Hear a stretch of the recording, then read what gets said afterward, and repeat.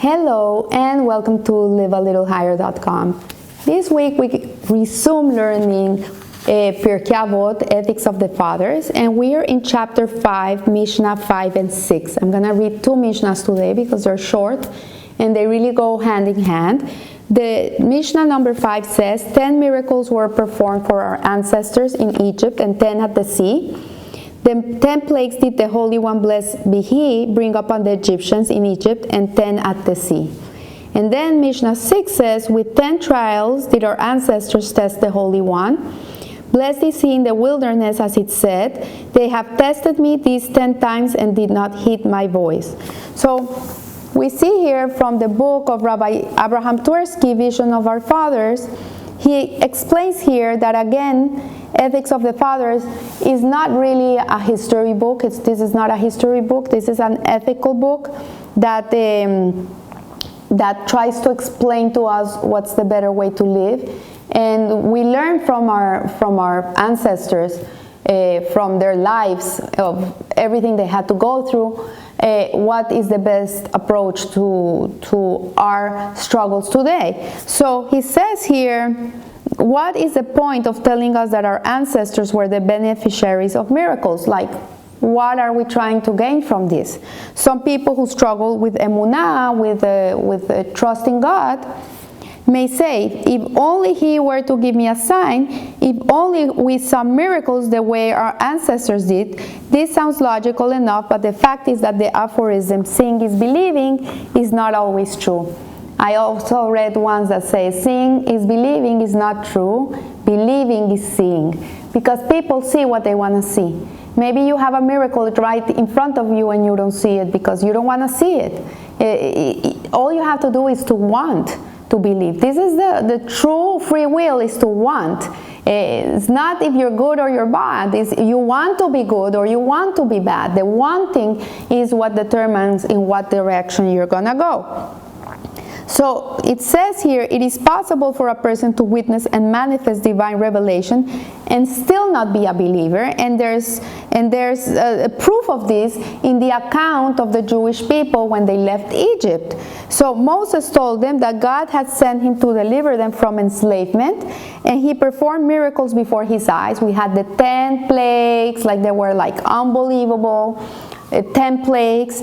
After the third of the 10 plagues, Pharaoh's magicians had to admit that there was a bigger power than magic in these plagues, that there was something that came really from God, that these plagues were indeed miraculous, and they devastated Egypt. The Israelites suffered no casualties. All these plagues, like when the river became blood, or the frogs were all over the place, in the ovens, in their food, in their beds, the Jewish people didn't suffer from these plagues. Nothing happened to them. Their animals didn't die when the animals died. They didn't get the boils in the skin. Everything that happened to the Egyptians, they were spared. During the 3 days when the Egyptians were immersed in total darkness, the Jewish people didn't experience darkness.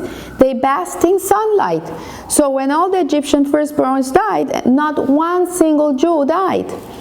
And finally, when the Israelites were trapped between the sea and the oncoming Egyptian army, the waters of the sea divided, and the Israelites crossed over a dry seabed.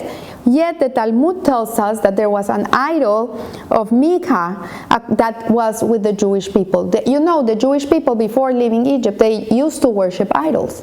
They were very much assimilated into the Egyptian culture. They were saved because they kept three things: their language, their clothes, and their Jewish names. And this is what saved them. But nevertheless, this idol Mika accompanied the Israelites as they made their way between the walls of the water. How is it possible to cling to idolatry when one has seen the undeniable hand of God? Like you see, Hashem just had 10 plagues. He crossed the sea for them. He fought the war of Amalek for them, and they were saved. Like miracle after miracle after miracle. They had the manna fall on them. They were never hungry. They were never sick.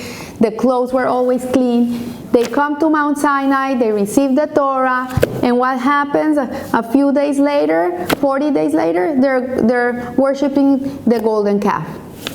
It doesn't make any sense. It's ridiculous.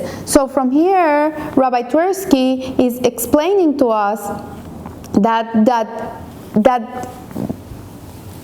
true trust in Hashem is not, it doesn't come from miracles.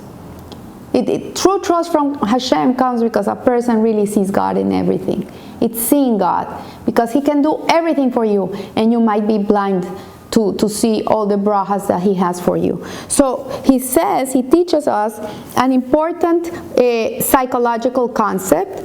If you wish to believe, then you will believe without miracles. You don't need a miracle to be a believer. And if you are determined to doubt, all the miracles in the world will not ever convince you. So this is, he says, is frequently evident clinically. If someone has a need to believe something, you will not be able to disprove it. So you see that they have made so many experiments in which they give people placebos to cure them from a certain illness. And the ones that believe get cured. And they're having pills with sugar. There's no medicine in them. But the ones that truly believe get healed, because the miracle is to believe. The blessing is to see the blessing. The miracle is to be a believer. So there is an anecdote about a person who developed a delusion that he was dead. And absurd as it was, no one could convince him that he was not dead. So the psychiatrist asked him, do dead men bleed? And he said, no, dead men don't bleed. So the psychiatrist said, I want you to repeat this 100 times. Dead men don't bleed, dead men don't bleed. After the completion of the recitation of 100 times of saying dead men don't bleed, the psychiatrist picked his finger and blood started to come out of his finger. So there you go, he said. So the patient answered, dead men do bleed. He didn't want to believe he was alive. So no matter what he did, he would not believe. So on the other hand, if someone has the need to deny something, he will do so even if it's right in front of his eyes. Day after day, says Rabbi Twersky, he sees people often highly educated and very successful who deny the incontrovertible evidence right before their eyes. So they can have every test done, they can see it with everything, and they will deny it anywhere. So the upshot of all this is that in order to stay in touch with reality, we often need to be objective observers. Perhaps we need a friend, a mashpia, a counselor, someone that will guide us, that will see things from the outside, because sometimes we're so deep into the tunnel that we don't see the light. And that's when we really need someone that will help us redirect our thoughts and help us to take off that blindfold that we have in our eyes. And that way, we should recognize that our convictions may be subject to our wishes. Sometimes you wish so much something that you're not living in the real world. You're living with your dreams. So this is what he says. And this is what these two Mishnas really are teaching us. So I leave you here. I wish you a blessed week. And remember, live a little higher. Thank you.